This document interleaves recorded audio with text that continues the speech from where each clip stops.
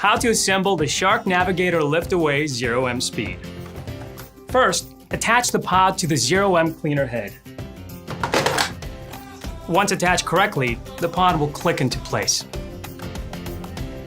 Next, connect the wand to the pod.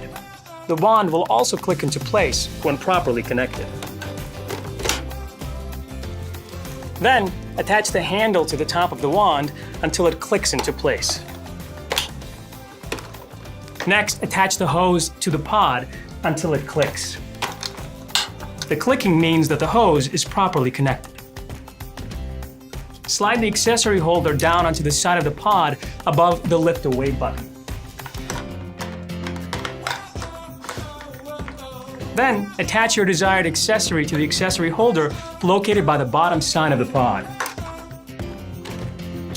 And connect the hose clip into the wand until it clicks into place.